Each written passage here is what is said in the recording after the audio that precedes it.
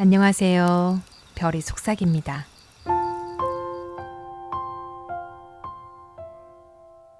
오늘은 루시모드 몽고메리의 에밀리의 여정, 에밀리 시리즈의 마지막 이야기를 함께 하겠습니다. 지난 이야기에서 에밀리는 마침내 자신의 첫 책, 장미의 교훈을 세상에 내놓게 되었고 성공적인 데뷔작이 됩니다. 하지만 그 기쁨과는 별개로 테디와 일저의 결혼식이 코앞으로 다가옵니다. 그런 가운데 에밀리는 켄트 부인에게서 빌린 책 속에서 한 통의 편지를 발견하게 됩니다. 그건 테디의 아버지가 남긴 편지였습니다.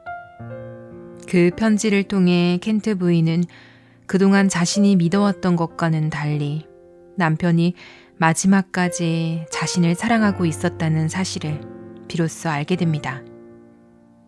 그리고 켄트 부인은 에밀리에게 숨겨왔던 이야기를 털어놓습니다. 예전에 테디가 급히 몬트리올로 떠나던 날, 사실은 에밀리에게 한 통의 편지를 남겼다는 것.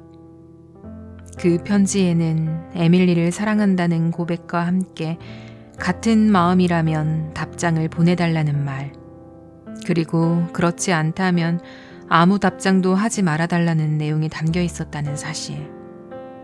하지만 그 편지는 켄트 부인이 몰래 태워버렸기 때문에 결국 에밀리에게 전해지지 못했습니다.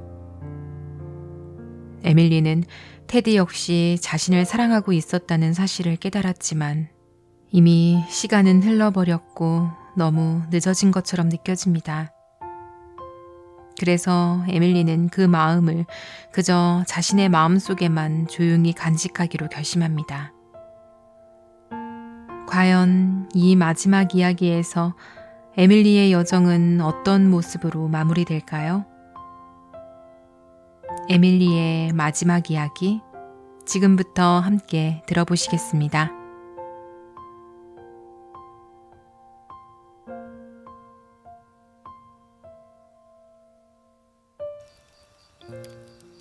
(25장) 결혼식까지는 단 2주일. 에밀리는 그 2주일이 얼마나 길 수 있는지 비로소 알게 되었다. 깨어있는 시간은 집안일과 사교적 방문으로 빈틈없이 차 있었지만 그 시간은 좀처럼 줄어들지 않았다. 이 결혼 이야기는 온 사방에서 입에 오르내렸다. 에밀리는 이를 악물고 견뎠다. 일전은 여기에도 있고 저기에도 있었다. 하는 일은 거의 없으면서 말은 쉴 새 없이 했다. 벼룩만큼도 가만히 있지 못해. 닥터 번니가 투덜댔다. 일전은 어쩌다 저렇게 들떠버렸는지. 엘리자베스 이모가 못마땅하게 말했다. 잠깐이라도 조용히 있으면 사람들이 자기가 살아있는 줄 모를까봐 겁이 나는 모양이야. 난 배멀미에 대한 처방을 49가지나 알고 있어. 일저가 말했다. 케이트 미첼 고모 할머니만 오시면 50가지를 알게 되겠지. 이렇게 자상한 친척들이 있다니 에밀리 얼마나 근사해? 그날 저녁 두 사람은 일저의 방에 단둘이 있었다. 테디가 도착하기로 되어 있는 날이었다. 일저는 옷을 6벌이나 입어보고는 모조리 내팽겨쳤다. 에밀리, 나 뭐 입지? 네가 정해줘. 싫어. 게다가 어떤 옷을 입든 뭐가 중요해. 그래, 맞아. 테디는 내가 뭘 입었는지 눈여겨보지도 않아. 난 내 옷차림을 알아보고 말해주는 남자가 좋아. 실크를 입었을 때 더 예쁘다고 해주는 남자가 좋단 말이야. 에밀리는 창밖을 내다보았다. 엉켜 자란 정원 위로 달빛이 잔잔한 은빛 바다처럼 깔려 있었고 그 위에 양귀비들이 함대처럼 떠 있었다. 내 말은 테디는 네 옷이 아니라 너를 볼 거라는 뜻이었어. 에밀리, 왜 자꾸 우리들이 미친 듯이 사랑에 빠진 것처럼 말해? 너의 그 빅토리아 시대 콤플렉스 때문이야? 제발 빅토리아 시대 타령 좀 그만해. 에밀리가 머레이답지 않게 격양되어 외쳤다. 지겨워. 넌 멀쩡하고 단정하고 자연스러운 감정이면 모조리 빅토리아 시대라고 부르잖아. 요즘 세상은 빅토리아 시대라는 말만 나오면 비웃는 것 같아. 사람들이 그게 뭔지는 알고 그러는 걸까? 난 건전하고 품이 있는 게 좋아. 그게 빅토리아 시대라면 그래도 좋아. 에밀리, 엘리자베스 이모가 미친 듯이 사랑하는 걸 건전하고 품이 있다고 생각하실까? 두 사람은 동시에 웃었고 갑작스레 팽팽해졌던 긴장은 풀렸다. 에밀리, 가려는 건 아니지? 당연히 가야지. 이런 날에 들러리처럼 끼어 있을 순 없잖아. 또 그런다. 내가 테디랑 둘이만 꼼짝없이 갇혀있고 싶을 줄 알아? 몇 분마다 한 번씩은 싸움이 벌어질걸? 물론 싸움은 멋지지. 인생에 활기를 불어넣어주잖아. 난 일주일에 한 번은 꼭 한바탕 해야 해. 알잖아? 난 싸움 좋아했어. 예전에 우리가 얼마나 싸웠는지 기억나? 넌 요즘 통 싸울 줄을 몰라. 테디도 제대로 못 싸워. 하지만 페리는 다르지. 페리라면 제대로 싸웠을 거야. 우리가 얼마나 멋진 싸움을 했을지 상상해봐. 사소한 게 아니라 제대로 된 싸움. 그리고 그 사이사이에 또 얼마나 사랑했을지. 일저, 아직도 페리 밀러가 그리운 거야? 에밀리가 날카롭게 물었다. 아니, 아가야. 테디한테 미쳐있는 것도 아니고. 솔직히 말하면 우리 사랑은 양쪽 다 중고품이잖아. 식은 수프를 다시 데운 거지. 걱정 마. 난 테디한테 잘해줄 거야. 테디를 천사보다 조금 아래쯤으로 생각하는 편이 훨씬 나아. 완벽하다고 여기면 남자는 스스로도 그렇게 생각하게 돼. 누군가가 거기에 동의해주면 금세 노를 젓지 않고 쉬어버린단 말이야. 사람들이 내가 테디를 차지했다고 엄청난 행운이라도 잡은 것처럼 말하는 게 좀 신경 쓰여. 아이다 미첼 고모할머니는 일저, 넌 정말 멋진 남편을 얻게 되는 거야 하고, 스토브 파이프 타운에서 바닥 닿는 브리짓 무늬는 세상에 아가씨 정말 멋진 남자 잡으셨네요 하고, 겉껍질만 벗기면 다 한패지. 테디도 괜찮긴 해. 특히 자기가 세상에 하나뿐인 남자가 아니라는 걸 깨닫고 나선 더 나아졌어. 어디선가 교훈을 배웠더라고. 어떤 여자한테 배웠는지 궁금하네. 있긴 있었대. 자세히는 말 안 했지만 조금 들었어. 그 여자가 테디를 아주 냉정하게 대했대. 자기를 막 좋아하는 것처럼 굴다가 막상 사랑 고백 편지를 보내자 답장도 없이 차버렸대. 그 여자 난 싫어, 에밀리. 이상한 여자 아니야? 미워하지 마. 에밀리가 지친 듯 말했다. 아마 자기가 무슨 짓을 하는지 몰랐을 거야. 나는 테디를 그렇게 갖고 논 게 싫어. 물론 그 일 덕분에 테디가 많이 배웠겠지만. 왜 내가 그 여자를 싫어할까, 에밀리? 너의 그 유명한 심리 분석 솜씨를 발휘해서 설명해봐. 네가 그 여자가 버린 걸 차지했다고 느끼기 때문이겠지. 우리가 흔히 쓰던 거친 표현을 빌리자면. 이 악마 같으니. 아마 맞을 거야. 속을 들춰내면 참 못생긴 게 많아. 난 그 여자가 테디를 아프게 해서 미워한다고 스스로를 위로하고 있었는데. 그래도 빅토리아 시대 사람들 말이 맞았는지도 몰라. 못생긴 건 가려두는 게 낫지. 자, 난 복 받으러 가는 사람처럼 보이도록 애써 볼 테니 넌 가고 싶으면 가. 테디와 함께 론 할씨가 왔다. 그 유명한 할씨. 에밀리는 그의 괴상하게 생긴 얼굴에도 불구하고 그를 꽤 좋아했다. 가고이를 닮은 우스꽝스러운 인상이었지만 눈빛은 생기 있고 비웃듯 반짝였다. 그는 세상 모든 일을, 그리고 특히 프레드릭 켄트의 결혼을 거대한 농담쯤으로 여기는 듯 했다. 그 태도 덕분에 이상하게도 에밀리는 조금 숨을 돌릴 수 있었다. 그들과 함께 보낸 저녁마다 에밀리는 유난히 명랑하고 재치 있게 굴었다. 테디 앞에서 침묵이 흐르는 것이 몹시 두려웠다. 카펜터 선생님이 한번 이렇게 말한 적이 있었다.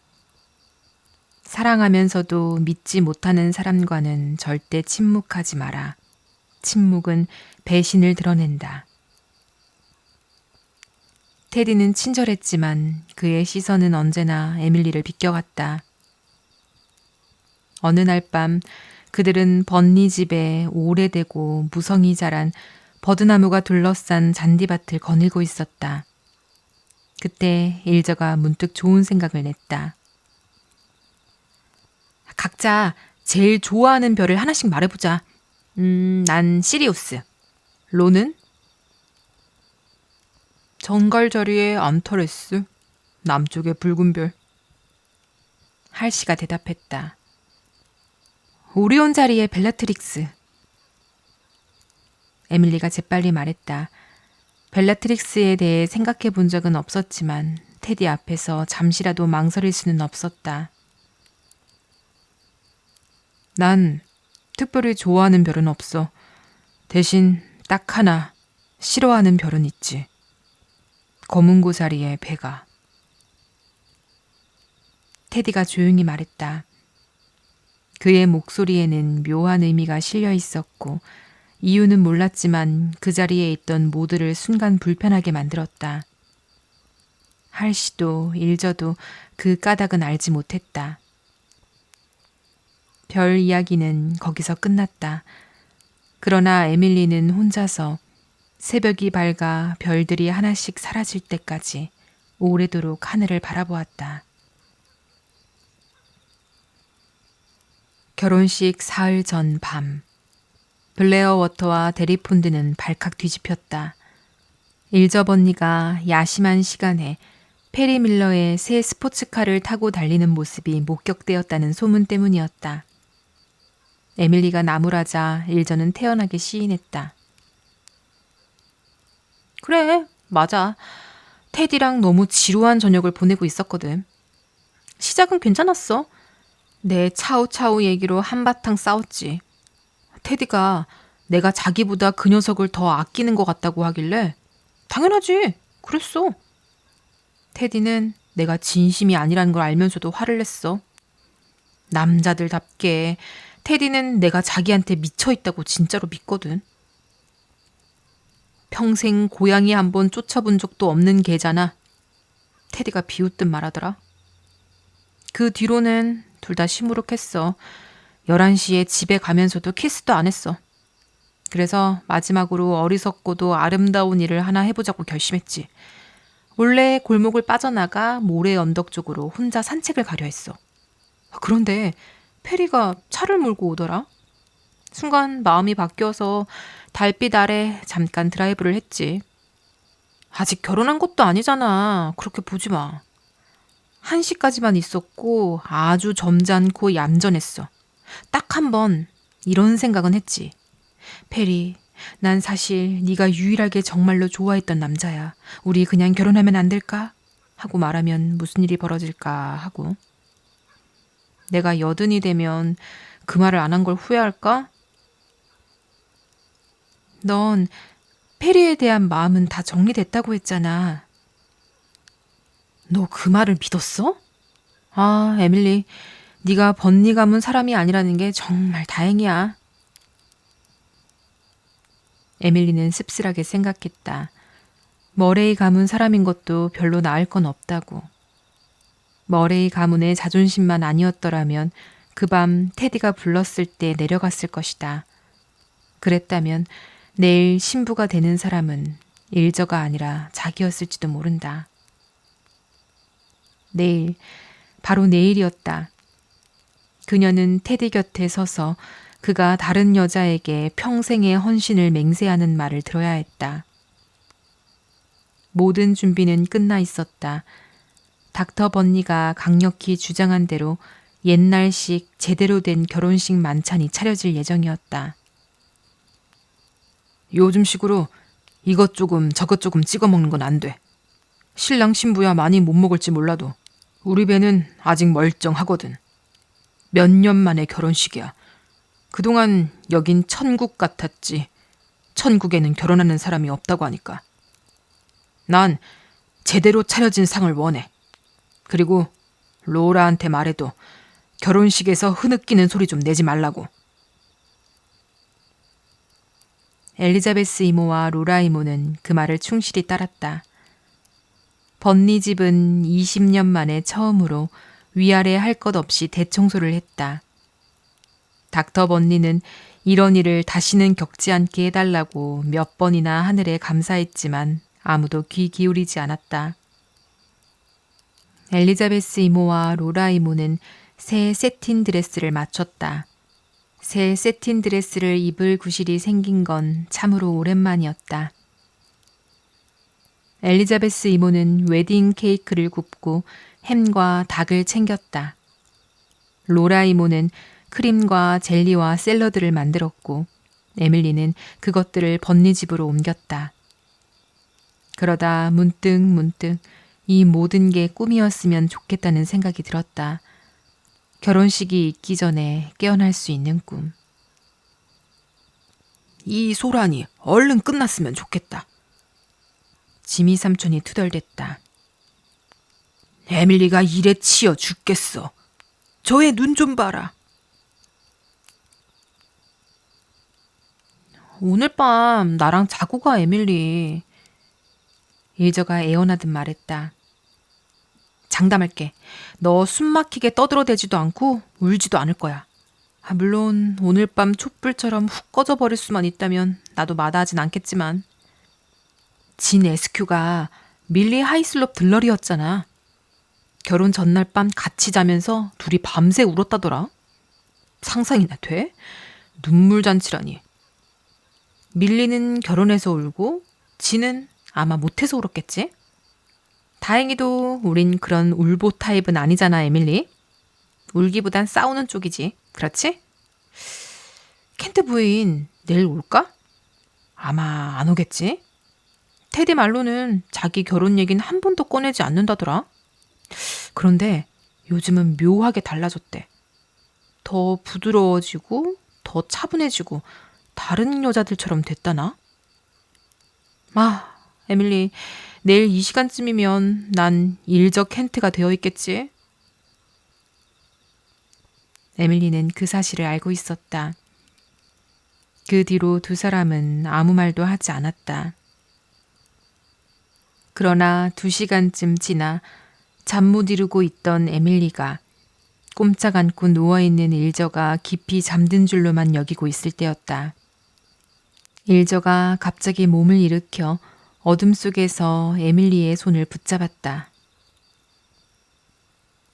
에밀리, 그냥 잠들었다가 눈을 뜨면 이미 결혼한 상태가 되어 있다면 얼마나 좋을까? 새벽이었다.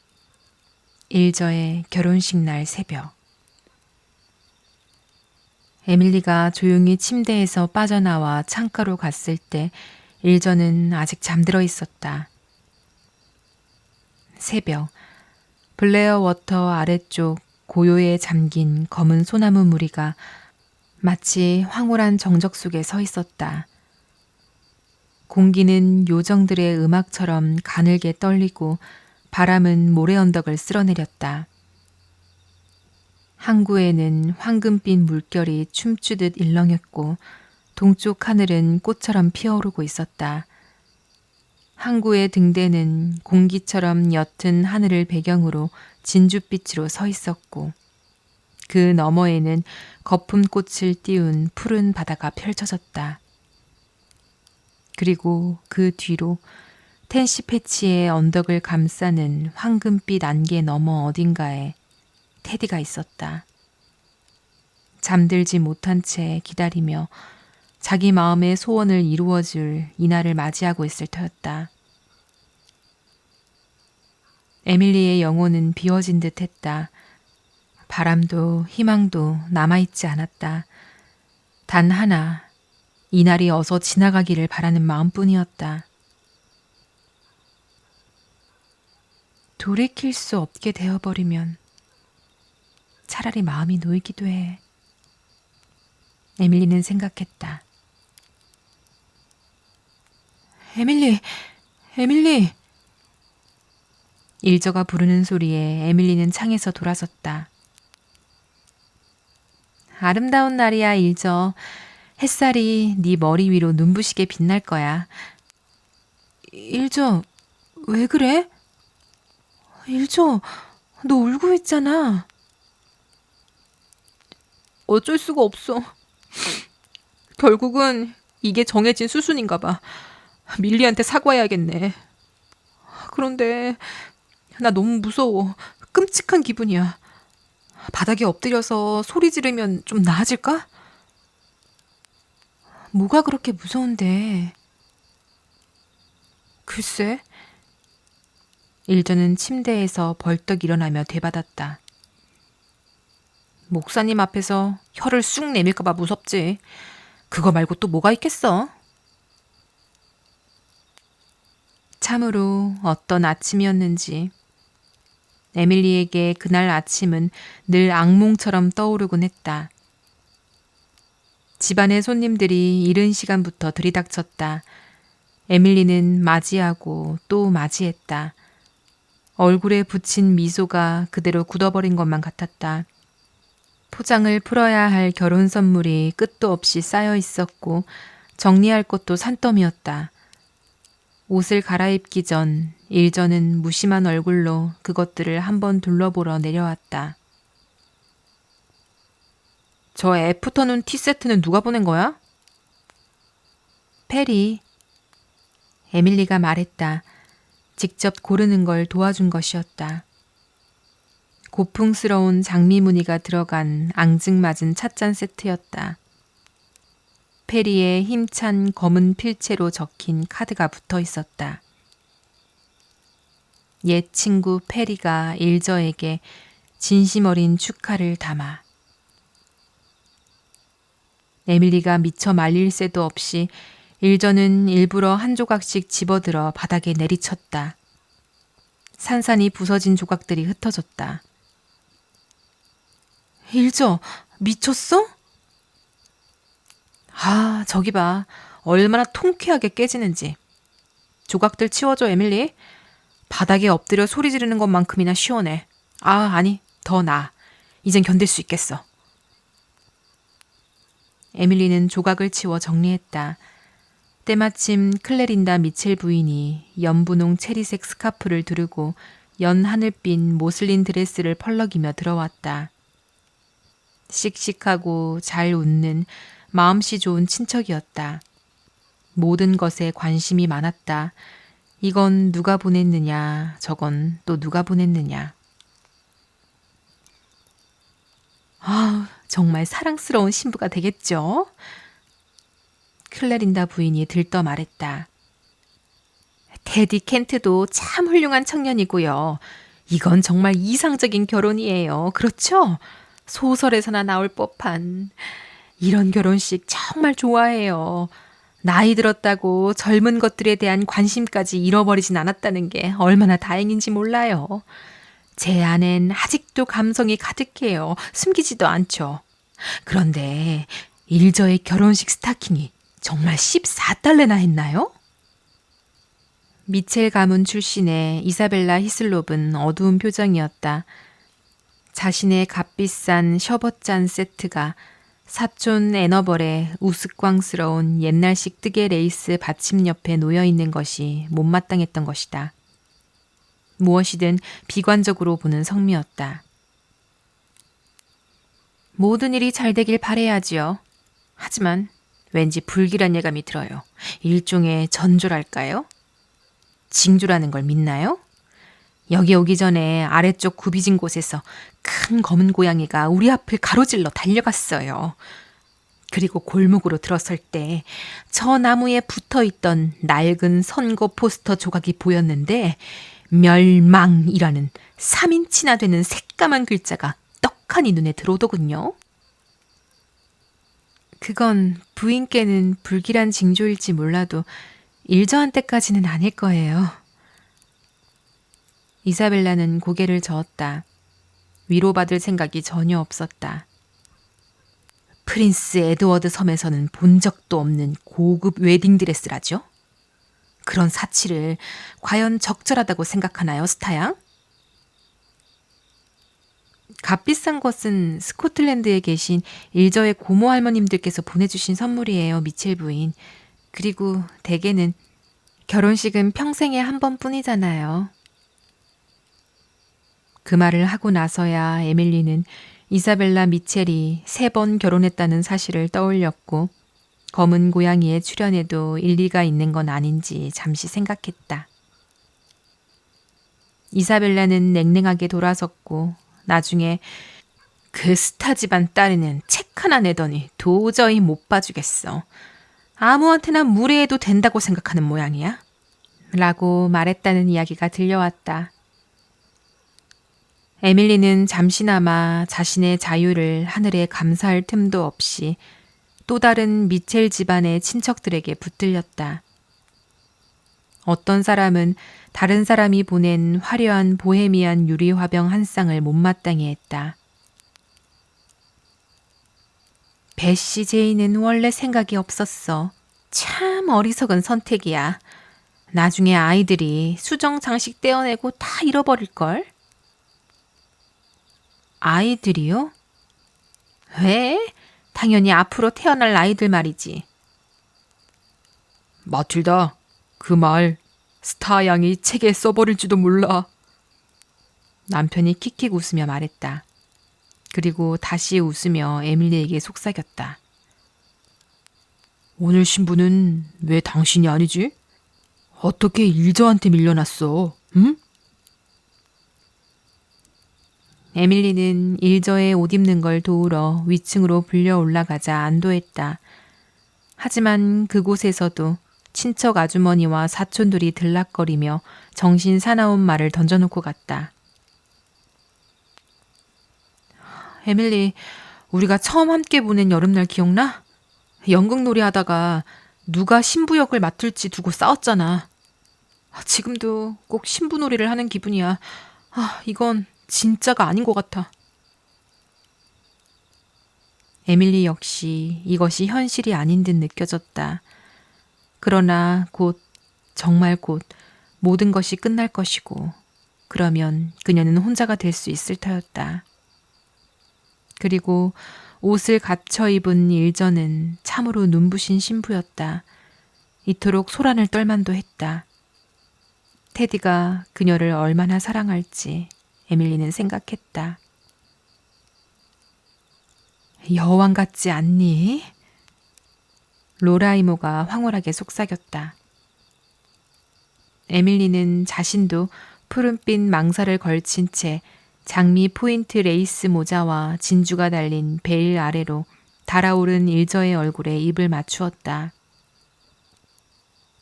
일저, 내 말이 빅토리아풍으로 들리더라도 영원히 행복하길 바란다고 말해도 될까? 일저는 그녀의 손을 꽉 쥐었지만 웃음은 조금 지나치게 컸다. 로라 이모가 내가 빅토리아 여왕을 닮았다고 생각하시는 건 아니겠지? 일저가 낮게 속삭였다. 그리고 제인이 밀번 이모가 날 위해 기도하고 있는 것 같다는 끔찍한 의심이 들어. 들어와서 나한테 입 맞출 때 얼굴이 말해줬어. 사람들이 나를 위해 기도한다고 생각하면 왜 그렇게 화가 나는지 몰라. 자, 에밀리, 마지막 부탁 하나만 들어줘. 이 방에서 모두 내보내줘, 모두. 정말 몇 분만 혼자 있고 싶어. 에밀리는 어떻게든 해냈다. 친척 아주머니들과 사촌들이 아래층으로 내려갔다. 복도에서는 닥터 번니가 안절부절 못하며 서 있었다. 이제 곧 준비되겠지? 테디와 론 할씨가 응접실로 들어갈 신호를 기다리고 있어. 일저가 잠깐 혼자 있고 싶대요. 아이다 아주머니 오셔서 정말 다행이에요. 숨을 헐떡이며 계단을 오르는 통통한 부인에게 에밀리가 말했다. 무슨 일이라도 생긴 줄 알고 걱정했거든요. 일은 있었지. 아이다 아주머니가 숨을 몰아쉬며 말했다. 숨이 차 있었지만 표정은 묘하게 들떠 있었다. 그녀는 특히 좋지 않은 소식을 가장 먼저 전하는 것을 좋아했다. 우리 남편은 아예 못 오게 됐어. 그래서 나는 택시를 타고 왔지. 아휴, 그 가엾은 페리 밀러. 알지? 아주 똑똑한 청년이었잖아. 1시간쯤 전에 자동차 충돌 사고가 있었어. 에밀리는 비명을 삼켰다. 일저의 방문을 미친 듯이 돌아보았다. 문은 조금 열려 있었다. 닥터 번니가 말했다. 페리 밀러가 다쳤다고? 세상에 이럴 수가. 다친 정도가 아니에요. 지금쯤이면 죽었을지도 몰라요. 차에서 끌어냈을 때 의식이 없었다니까요. 샬럿타운 병원으로 옮겼고 우리 남편에게 전화를 했어요. 그래서 곧장 달려갔지. 일저가 의사와 결혼하는 게 아니라는 건 그나마 다행이야. 예식 전에 외투를 벗을 시간은 있을 테니까. 에밀리는 페리에 대한 고통을 억눌러 삼키며 아이다 아주머니를 손님방으로 안내하고 다시 닥터 번니에게 돌아왔다. 일저한테는 이 일을 알리지 마. 그가 굳이 말할 필요도 없는 당부를 했다. 결혼식을 망칠 거야. 걔랑 페리는 오래된 친구였잖아. 그리고 좀 서두르게 하는 게 낫지 않겠어? 시간이 지났어. 에밀리는 점점 더 악몽 속에 빠져드는 듯한 기분으로 복도를 걸어 일저의 방문을 두드렸다. 대답이 없었다. 문을 열었다. 바닥에는 값비싼 난초 부케와 신부 베일이 힘없이 흩어져 있었다. 그 난초값만 해도 머레이나 번니집 친부의 예복값 전부보다 더 들었을 터였다. 그러나 일저는 보이지 않았다. 부엌 현관이 창문이 열려 있었다. 무슨 일이야? 닥터 번니가 뒤에서 성급히 물었다. 일저는 어디 있지? 가버렸어요. 에밀리가 멍하니 말했다. 가다니 어디로? 페리 밀러에게요. 에밀리는 알고 있었다. 일저는 아이다 아주머니의 말을 들었고. 젠장! 닥터 번니가 말했다. 몇 분 지나지 않아 집안은 경악과 혼란에 빠진 하객들로 가득 찼다.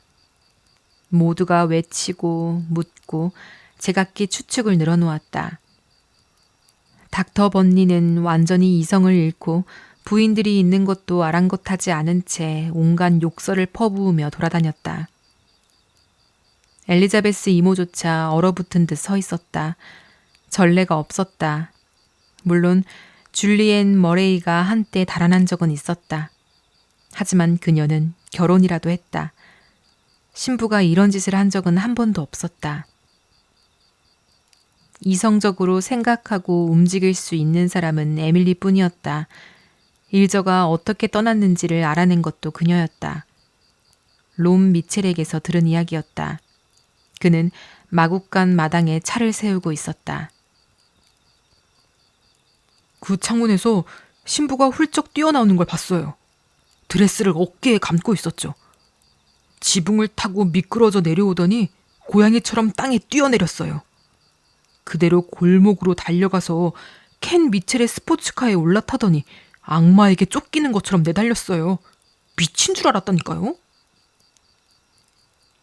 어느 정도는 미친 거예요, 롬. 당장 뒤쫓아가야 해요. 잠깐, 닥터 번니도 같이 가시라고 할게요. 전 여기 남아서 수습해야 해요. 제발, 최대한 빨리요. 샬럿타운까지는 겨우 22km예요. 1시간이면 다녀올 수 있어요. 꼭 데리고 돌아와야 해요. 손님들한테 기다려달라고 할게요. 롭은 고개를 저었다.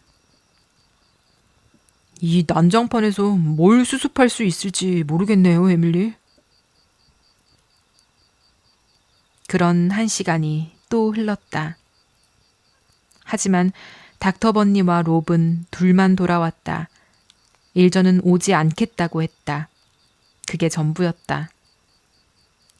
다행히 페리 밀러는 죽지 않았다. 심하게 다친 것도 아니었다. 그러나 일전은 돌아오지 않겠다고 했다. 아버지에게 분명히 말했다고 한다.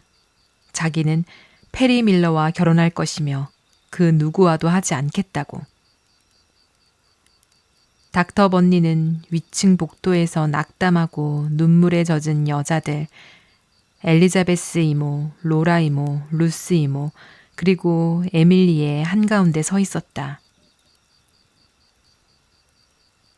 그의 엄마만 살아있었어도 이런 일은 없었을 거야. 그가 멍하니 말했다. 일저가 밀러를 그렇게까지 생각하는 줄은 꿈에도 몰랐어. 아이다 미첼 목을 제때 비틀어 놓지 못한 게 한이로군. 울어. 그래, 울어. 그는 불쌍한 로라 이모를 향해 사납게 말했다. 엉엉 우는 게 무슨 소용이 있겠어. 이게 대체 무슨 난장판이야. 누군가는 켄트에게 가서 말해야 해. 아마 내가 해야겠지. 그리고 아래층에 넉나간 사람들도 먹여야 하고 절반은 먹으러 온 거니까. 에밀리, 세상에 남은 사람 중에 제정신이 붙어있는 건 너 하나뿐인 것 같구나. 좀 수습 좀 해다오, 착한 아이.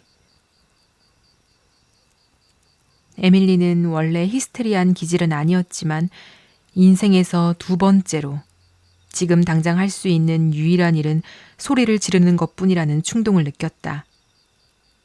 길고 크게 공기를 갈라버릴 만큼. 이제는 소리를 질러야만 숨통이 트일 것 같았다. 그러나 그녀는 손님들을 식탁으로 안내했다. 적어도 음식만큼은 놓치지 않게 되자 소라는 다소 가라앉았다. 그렇다고 해서 이 잔치가 성공적이었던 것은 아니었다. 배가 고픈 사람들조차 이런 상황에서 마음껏 먹는 것이 옳은 일인지 불안해했다. 오직 톰 미첼만이 예외였다. 그는 솔직히 잔치 음식 때문에 결혼식에 오는 사람이었고 예식이 있든 없든 상관하지 않았다. 신부는 오고 가지만 제대로 차린 한상은 한상이었다. 그는 꾸준히 먹어치우면서 이따금 엄숙하게 고개를 흔들며 물었다. 도대체 요즘 여자들이 왜 저러는 거야? 이사벨라는 평생 써먹을 전조를 하나 얻은 듯 했지만 아무도 귀 기울이지 않았다. 대부분의 손님들은 혹시라도 실언할까 두려워 입을 다물고 있었다. 올리버 삼촌은 자기가 참석했던 장례식 만찬들 중 이보다 더 화기애애한 자리가 많았다고 중얼거렸다. 하녀들은 허둥지둥하며 우스꽝스러운 실수를 연달아 저질렀다. 새로 부임한 목사의 젊고 예쁜 아내인 더웬트 부인은 거의 울 것 같은 얼굴이었고, 아니, 이미 눈가에 눈물이 고여 있었다. 어쩌면 그녀는 결혼식 사례금을 기대하고 있었는지도 모른다. 그 돈이 사라지면 새 모자는 물 건너갈 터였다. 젤리를 나르며 그녀를 힐끗 본 에밀리는 웃음이 터질 것 같았다. 비명을 지르고 싶은 충동만큼이나 히스테릭한 웃음이었다. 그러나 그녀의 차갑고 창백한 얼굴에는 아무 감정도 드러나지 않았다. 슈루즈버리 사람들은 그녀가 여전히 오만하고 무심하다고 수군거렸다. 저 아이는 대체 무엇에라도 흔들리기는 하는 걸까? 그리고 이 모든 소란 아래 그녀의 의식 깊은 곳에는 단 하나의 질문만이 또렷하게 떠올랐다. 테디는 어디에 있을까? 지금 무엇을 느끼고 있을까? 무엇을 생각하고 무엇을 하고 있을까? 그녀는 일저가 그를 상처 입히고 그를 망신시킨 것을 미워했다. 이런 일이 벌어지고도 시간이 계속 흐를 수 있다는 것이 믿기지 않았다. 마치 세상이 여기서 멈춰야만 할 것 같은 그런 사건이었다. 세상에 이런 날이 또 있을까? 어둠이 내려앉은 길을 걸어 집으로 돌아오며 로라 이모가 흐느꼈다. 이게 대체 무슨 망신이야? 앨런 번니가 자초한 일이야. 엘리자베스 이모가 단호하게 말했다. 일저가 평생 제멋대로 하도록 내버려뒀잖아. 그 애는 한 번도 자제심을 배우지 못했어. 변덕이 이는 대로 하고 싶은 건 무엇이든 다 해왔지. 책임감이라는 게 전혀 없어. 하지만 정말로 페리 밀러를 사랑했다면 그럼 왜 테디 켄트와 결혼하겠다고 약속했느냔 말이야. 왜 테디에게 그런 식으로 대했어? 아니야. 일저를 두둔할 수는 없어. 번니 가문 사람이 스토브 파이프 타운으로 남편을 구하러 가다니. 선물은 돌려보낼 일을 생각해야겠어. 로라 이모가 한숨 쉬듯 말했다. 선물을 모아둔 방은 잠가두었어. 이런 때 무슨 일이 생길지 모르니까. 마침내 에밀리는 자기 방에 혼자 남았다. 너무 멍하고 상처 입고 지쳐 있어서 무엇을 느껴야 할지도 모르는 상태였다. 둥글고 줄무늬인 커다란 털뭉치 하나가 침대 위에서 몸을 풀더니 분홍빛 입을 크게 벌렸다. 다프, 에밀리가 지친 목소리로 말했다. 세상에서 제자리에 그대로 있는 건 너 하나뿐이구나. 그날 밤은 끔찍하게 잠을 이루지 못했다. 새벽녘에야 잠깐 눈을 붙였고 깨어났을 때는 모든 것이 다시 조정되어야 할 새로운 세계가 기다리고 있었다. 그러나 그녀는 그 조정을 감당하기에는 너무나 지쳐 있었다. 26장.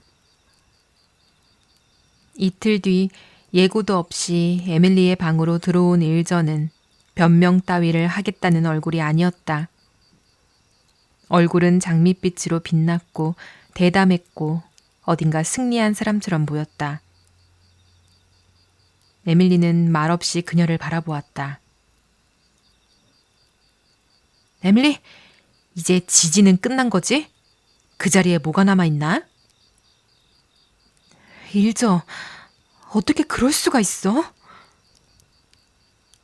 일저는 핸드백에서 작은 수첩을 꺼내 일부러 들여다보는 신용을 했다. 아, 네가 할 말을 적어왔거든? 그게 첫 번째였어. 잘했어. 맞췄네. 다음은 부끄럽지도 않아야? 참고로 말하자면 난 안 부끄러워. 일저가 뻔뻔하게 덧붙였다. 네가 안 부끄러워할 거란 건 알아. 그래서 묻지도 않았어. 안 부끄럽고 후회도 없어. 아니, 내가 후회하지 않은 게 조금은 아쉽긴 해. 하지만 난 아주 뻔뻔하게 행복해. 뭐, 파티는 망쳤겠지. 늙은 고양이들은 신났겠지. 이번엔 씹을 거리가 실컷 생겼을 테니까. 테디가 어떤 기분이었을지 생각은 해봤어? 디는 어땠을까? 에밀리의 얼굴이 붉어졌다. 알아. 내가 딘에게 못되게 굴었어. 하지만 난... 그래, 넌 결혼식장에서 차버리진 않았지. 그건 맞아. 그런데 난 아이다 아주머니가 페리가 죽었다고 말하는 걸 들었을 때 테디 생각은 전혀 못했어. 완전히 제정신이 아니었거든. 단 한 가지 생각뿐이었어. 페리를 죽기 전에 한 번은 봐야 한다는 것. 꼭 그래야만 했어. 그런데 가보니까 마크 트레인 말처럼 그의 사망 소식은 아주 과장된 거였지. 심하게 다친 것도 아니었어. 침대에 기대 앉아 있었는데 얼굴은 온통 멍들고 붕대로 감겨서 악마처럼 보였어. 무슨 일이 있었는지 들을래, 에밀리? 일더는 에밀리 발치 바닥에 털썩 주저앉아 애교 섞인 눈으로 올려다보았다. 자기야, 예정된 일을 두고 화내봐야 무슨 소용이야. 아무것도 달라지지 않아. 내가 몰래 위층으로 올라갈 때 응접실에서 로라 이모를 잠깐 봤어. 밤새 내버려둔 음식처럼 보이더라. 하지만 넌 머레이 가문과는 다른 결이 있어. 넌 이해해야 해. 테디한테 동정심을 낭비하지 마. 테디는 날 사랑하지 않아. 난 늘 알고 있었어. 상처 입은 건 그의 자존심뿐이야. 자, 이 사파이어 반지는 네가 대신 돌려줄래? 일전은 에밀리의 얼굴에서 마음에 들지 않는 기색을 읽었다. 뭐, 딘의 에메랄드 반지 옆에 두면 되겠네. 테디는 그 다음날 몬트리올로 떠났어. 열리지 않은 결혼식 다음날? 일저가 말을 이어받았다. 에밀리, 테디를 봤어? 아니. 그래. 한동안 아프리카에 가서 사냥이나 하고 오면 금세 털어버리겠지.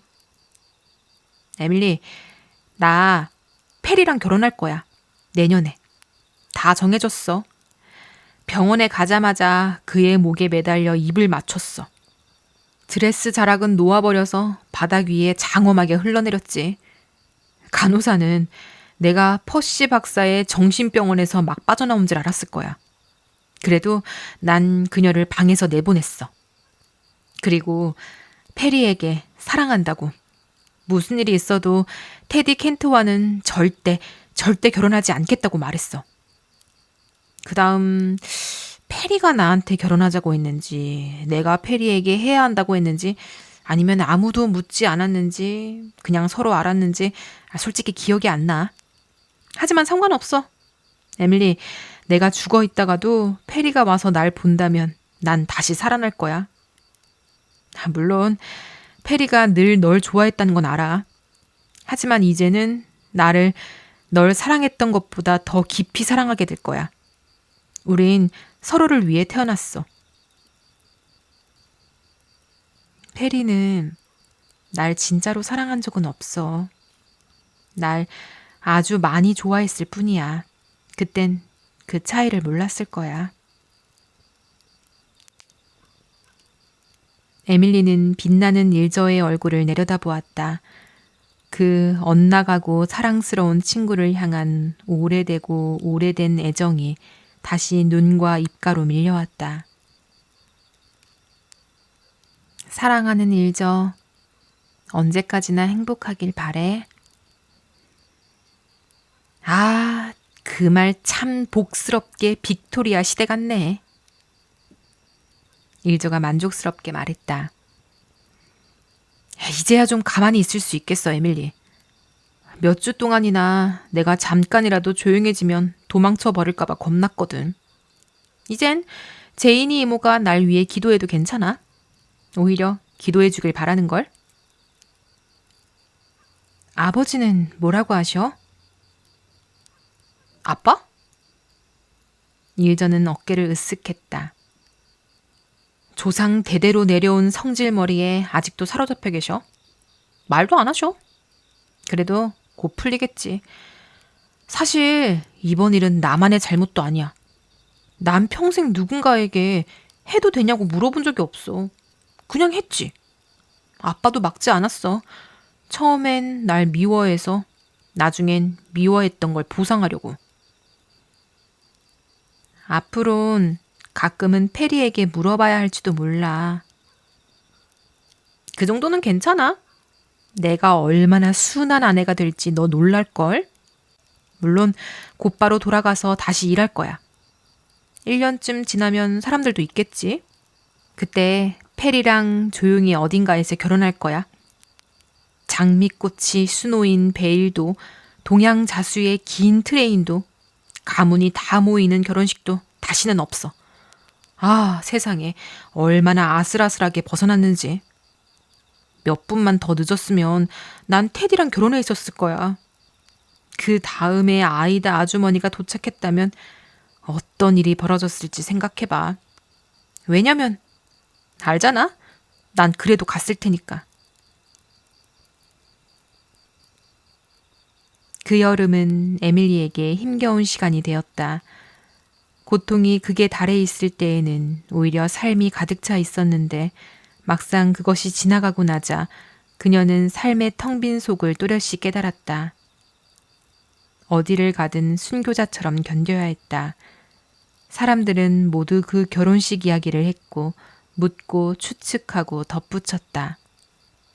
그러나 마침내 일저의 그 기상천외한 소동을 둘러싼 떠들썩한 소문도 서서히 사그라들었고 사람들은 다른 화제거리를 찾아냈다. 에밀리는 혼자 남았다. 혼자라니, 그렇다. 바로 그것이었다. 언제나 혼자였다. 사랑도 우정도 사라져버렸다. 남은 것은 야망뿐이었다. 에밀리는 이를 악물고 다시 일에 매달렸다. 삶은 예전에 익숙한 궤도로 올라갔다. 해마다 계절이 그녀의 문 앞을 지나갔다. 봄이면 제비꽃이 흩뿌려진 골짜기, 여름이면 꽃처럼 쓰인 빛의 문장, 가을이면 음유하듯 노래하는 전나무들, 겨울밤 은하수의 옅은 불빛, 4월에 새 달이 뜬 부드러운 하늘, 달빛에 어둡게 서 있는 롬바르드 포플러의 난쟁이 같은 아름다움, 바다의 깊음이 바람의 깊음을 부르는 소리, 10월 저녁, 고요 속에 떨어지는 외로운 노란잎, 과수원에 짜인 은빛 달빛. 그래, 삶에는 여전히 아름다움이 있었다. 언제나 있을 터였다. 인간의 열정이 남긴 얼룩과 흐릿함을 넘어서는 사라지지 않는 아름다움. 그녀는 영감과 성취로 빛나는 시간도 여러 번 누렸다. 그러나 한때는 그것만으로도 충분했던 그 아름다움이 이제는 온전히 그녀의 영혼을 채워주지 못했다. 유무는 변함없었다. 바깥에서 아무리 변화가 일어나도 그곳은 흔들리지 않았다. 켄트 부인은 테디와 함께 살기 위해 떠났고 오래된 텐시 패치는 헬리팩스의 어떤 남자에게 여름 별장으로 팔렸다. 어느 가을 페리는 몬트리올로 갔다가 일저를 데리고 돌아왔다. 두 사람은 샬럿타운에서 행복하게 살았고 에밀리는 종종 그들을 찾아가면서도 일저가 교묘하게 놓아드는 결혼의 덫은 능숙하게 피해 다녔다. 가문 사람들 사이에서는 이제 에밀리가 결혼하지 않을 것이라는 사실이 거의 기정사실이 되었다. 유문에 또 하나의 노처녀가 생겼군. 월리스 삼촌이 우아하게 말했다. 그 애가 가질 수 있었던 남자들이 얼마나 많은데. 엘리자베스 이모가 씁쓸하게 말했다. 월리스, 엘머 빈센트, 앤드루. 그래도 사랑하지 않았다면. 로라 이모가 더듬듯 말했다. 로라, 꼭 그런 식으로 말해야겠어? 아직도 집집마다 돌며 일을 하던 켈리 할아버지는 일저가 세상이 끝나는 날까지 그럴 거다 하고 장담했음에도 불구하고 이제 더는 에밀리를 놀리며 결혼 이야기를 꺼내지 않았다. 가끔 두꺼비 연고를 운운하며 뜻모를 말을 흘리긴 했지만 예전 같은 윙크나 의미심장한 고개 끄덕임은 없었다. 대신 그는 언제나 진지하게 지금은 무슨 책을 쓰고 있느냐며 묻고는 뾰족한 회색 머리를 흔들며 수레를 몰고 떠났다. 남자들은 도대체 뭘 생각하는 거라. 가자, 이리여, 가자. 그러나 여전히 에밀리를 생각하는 남자들도 있는 모양이었다. 이제는 씩씩하고 젊은 호라비가 된 앤드루는 에밀리가 손가락 하나만 까딱해도 달려올 사람이었다. 슈루즈버리의 그레이엄 미첼도 분명한 의도를 보이고 있었다.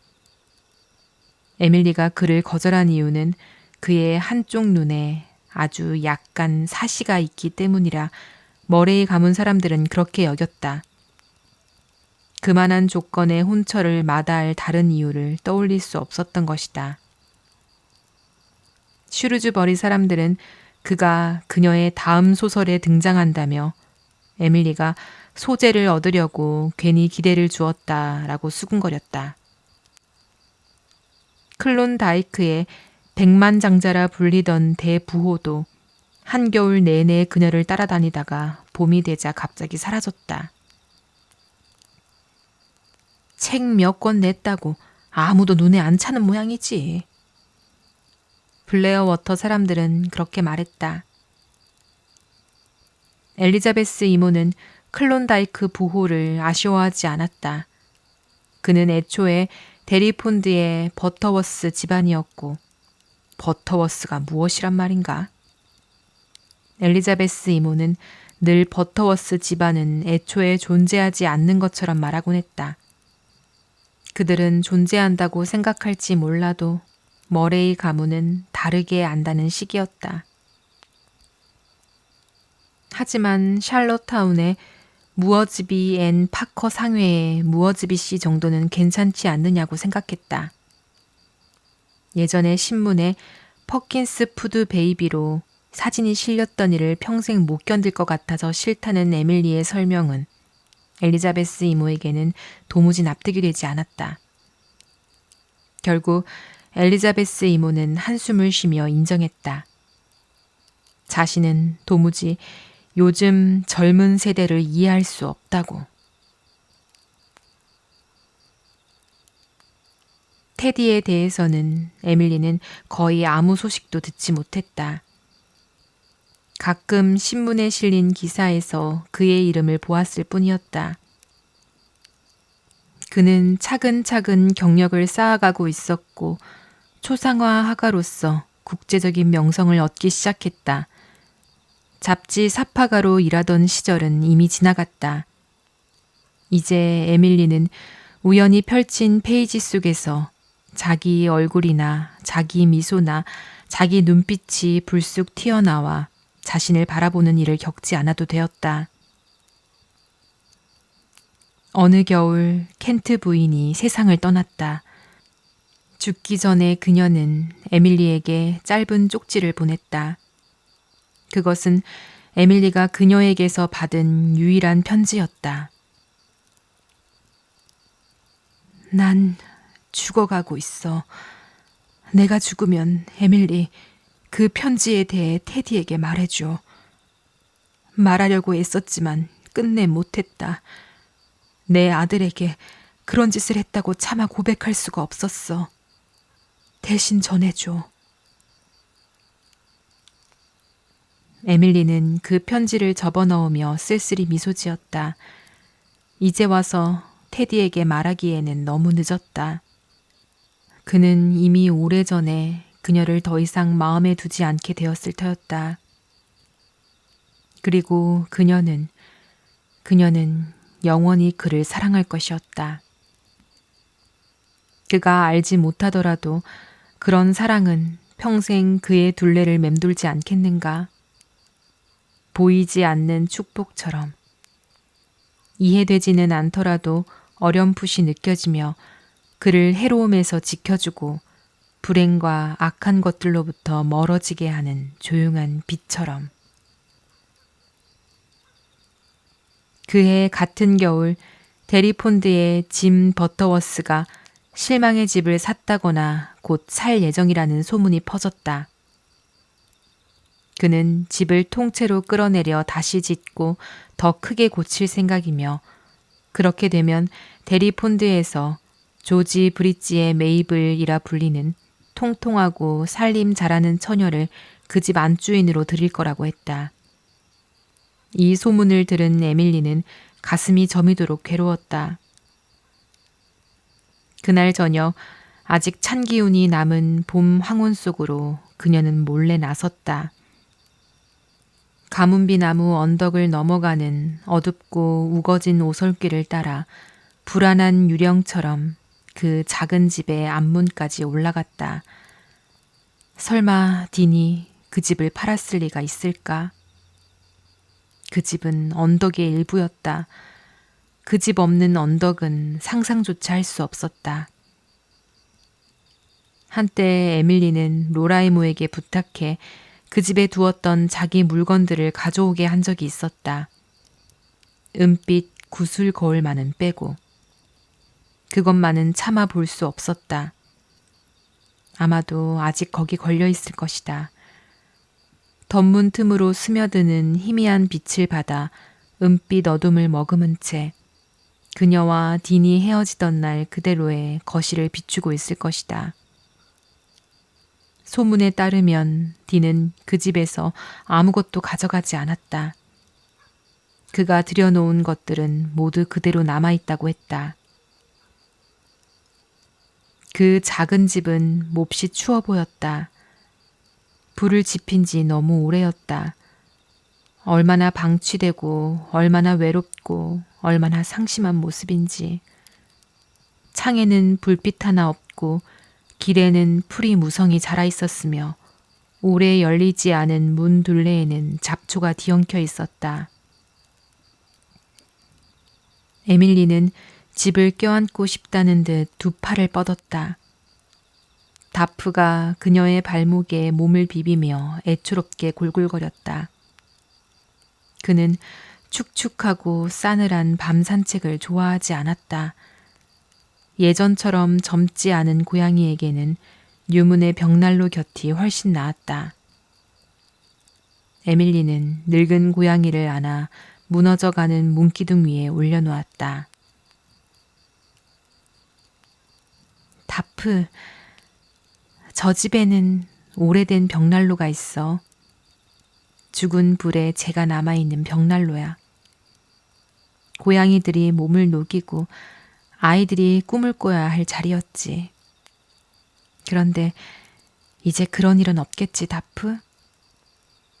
조지의 메이블은 열린 벽난로를 싫어하거든. 더럽고 먼지나는 것들이라면서. 퀘벡 히터가 훨씬 따뜻하고 경제적이라지.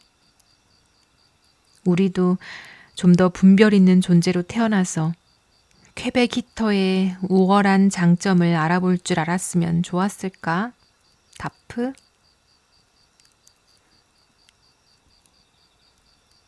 (27장) 그 소리는 6월 저녁 공기 위에 또렷하고도 갑작스레 실려왔다. 오래된, 아주 오래된 부름. 높은 둘, 그리고 길고 부드럽게 낮게 이어지는 한 창가에 기대어 꿈결처럼 서 있던 에밀리 스타는 그 소리를 듣고 벌떡 일어섰다. 얼굴이 순식간에 하얗게 질렸다. 아직도 꿈을 꾸는 걸까? 그래야만 했다. 테디 켄트는 수천 마일 떨어진 동양의 어느 나라에 있었다. 몬트리올 신문에서 읽은 기사로 분명히 알고 있었다. 그래, 방금 것은 꿈이었을 것이다. 상상일 것이다. 그러나 소리는 다시 들려왔다. 그때 에밀리는 알았다. 테디가 거기 있다는 것을. 오만한 존의 숲속에서 세월을 건너 그녀를 부르고 있다는 것을. 그녀는 천천히 아래로 내려갔다.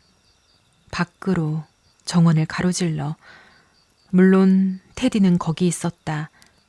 전나무 아래. 세 그루의 롬바르드 포플러가 여전히 지키고 서 있는 그 옛 정원에서 그가 그녀에게로 오는 일은 세상에서 가장 자연스러운 일처럼 느껴졌다. 세월을 가로막을 틈은 없었다. 두 사람 사이에 시면은 존재하지 않았다. 그는 아무런 인사도 없이 두 팔을 뻗어 그녀를 끌어안았다. 그리고 마치 세월도 기억도 아무것도 두 사람 사이에 존재하지 않았던 것처럼 말했다. 날 사랑할 수 없다고는 말하지 마. 사랑할 수 있어. 그래야만 해. 왜냐하면 에밀리. 그의 눈이 달빛에 빛나는 그녀의 눈과 잠시 마주쳤다. 넌 날 사랑하고 있으니까.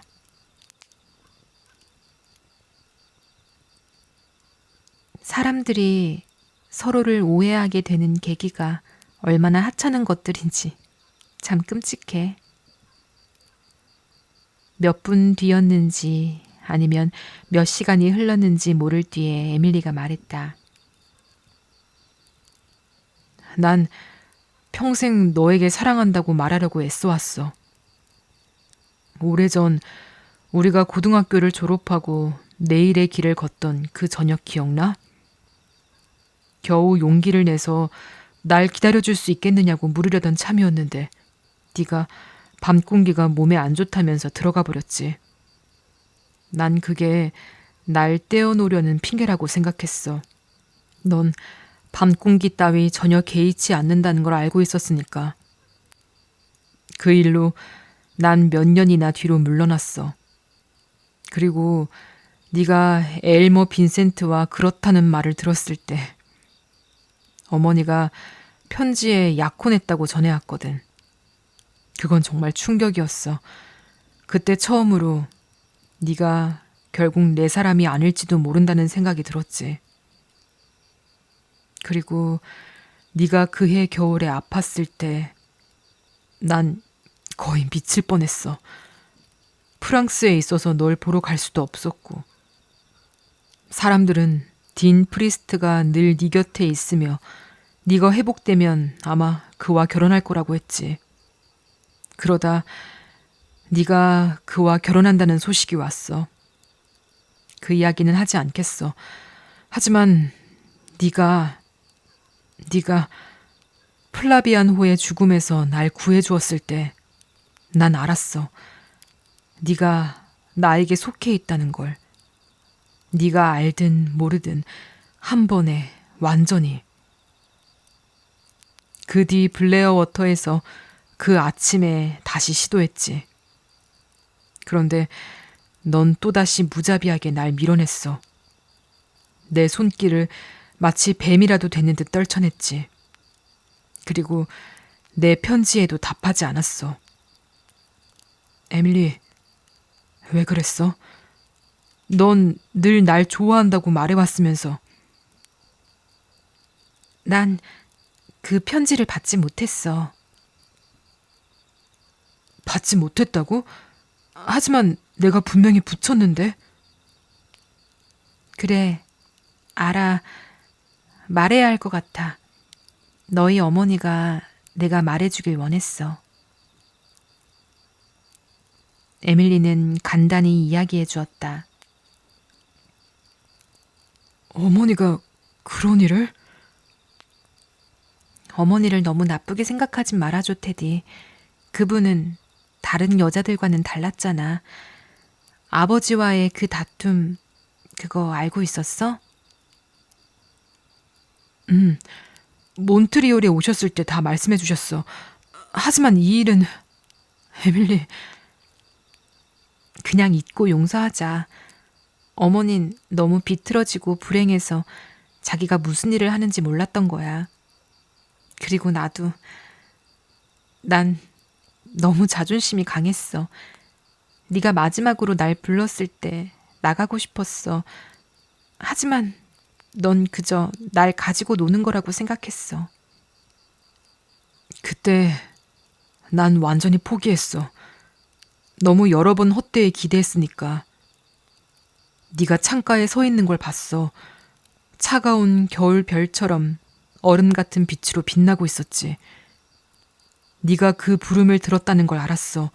그건 우리가 예전에 신호를 보냈을 때 네가 처음으로 응답하지 않은 순간이었거든. 그때는 널 잊는 수밖에 없다고 생각했어. 할 수 있다면. 결코 완전히 잊진 못했지만 그렇게 믿으려 했지. 검은고 자리에 배가를 볼 때만 빼고는. 난 외로웠어. 일전은 좋은 친구였지. 게다가 네 이야기를 그녀에게 할 수 있으리라 생각했던 것 같아. 네가 사랑한 친구의 남편이 되어서 네 삶의 한 구석에라도 머물 수 있으리라고. 일저가 날 그다지 사랑하지 않는다는 것도 알고 있었어. 난 그저 대용물이었지. 그래도 우린 그럭저럭 잘 살아갈 수 있으리라 생각했어. 세상의 무서운 고독을 서로 도우며 밀어낼 수 있을 거라고. 그런데 베르타 M. 클레이 소설에 나오는 공식 그대로 그녀가 결혼식장에서 날 버렸을 때 난 분노했어. 날 그렇게 바보로 만들다니. 세상에서 제법 이름을 알리기 시작했다고 생각하던 나를 말이야. 맙소사. 한동안은 여자들을 얼마나 미워했는지 몰라. 상처도 받았고. 일저에게 꽤 정이 들었거든. 정말로 사랑하긴 했어. 어떤 의미에선. 어떤 의미에선. 에밀리는 그 말에 전혀 질투를 느끼지 않았다. 나라면 일저가 남긴 걸 물려받을 것 같지는 않구나. 하고 엘리자베스 이모가 말했다. 에밀리는 엘리자베스를 향해 예전처럼 별빛이 어린 눈길을 번뜩였다. 일저가 남긴 거라뇨. 테디는 언제나 제 사람이었고 저도 언제나 그의 사람이었어요. 마음도 영혼도 몸도 전부요. 하고 에밀리가 말했다. 엘리자베스 이모는 몸을 떨었다. 그런 감정은 느끼는 것이지. 어쩌면 그래야 하는 것이겠지만 입 밖에 내는 건 점잖지 못한 일이었다. 늘 엉뚱하단 말이야. 하고 루스 이모가 평했다. 또 마음 바꾸기 전에 당장 결혼하는 게 낫겠네. 하고 에디 숙모가 말했다. 이제 키스해도 안 닦아내겠지? 하고 월리스 삼촌이 덧붙였다.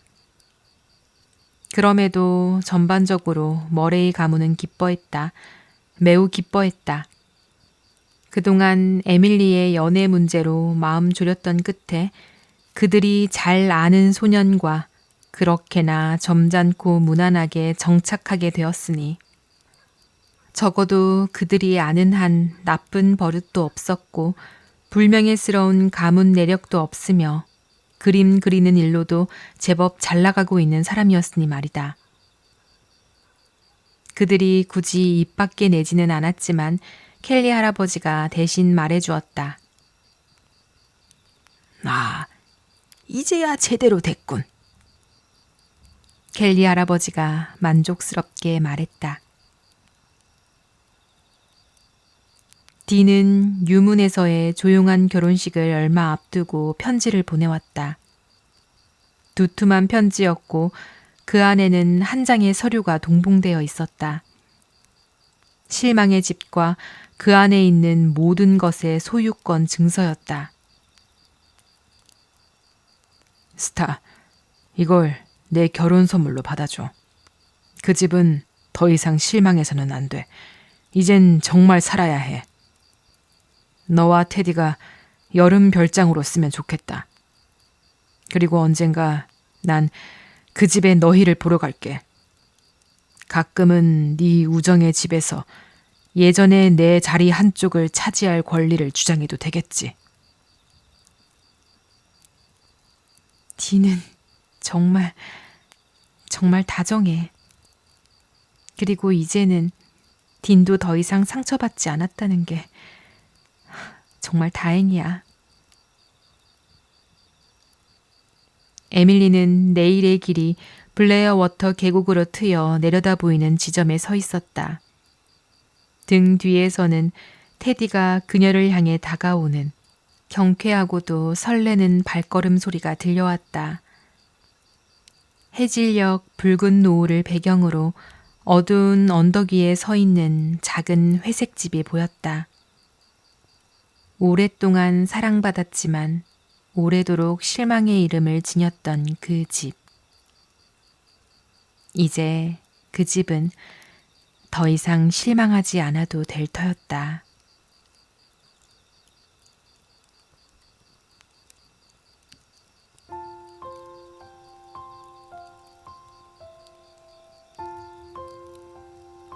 지금까지 에밀리의 여정 마지막 이야기 함께 하셨습니다. 아빠를 잃고 뉴문으로 오게 되었던 어린 에밀리가 이제는 훌쩍 자라 그 뉴문에서 새로운 삶을 시작하게 되었네요.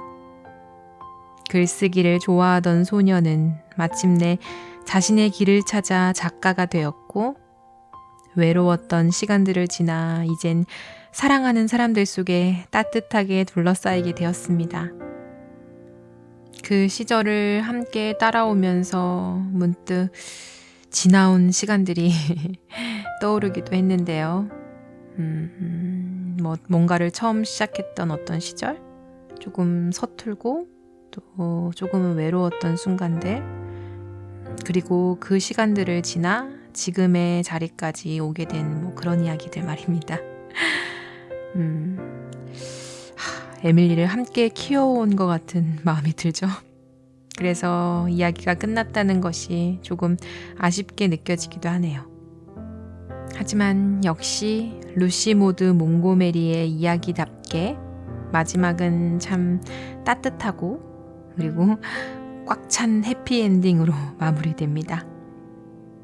시련도 있었고 슬픔도 있었고 때로는 견디기 힘든 순간들도 있었지만 그래도 결국 삶은 행복을 향해 흘러간다는 것, 지금의 시간들이 언젠가는 의미가 되어 돌아온다는 것, 그런 조용한 믿음을 우리에게 건네주는 그런 이야기였던 것 같습니다. 우리 삶도 그렇지 않을까요?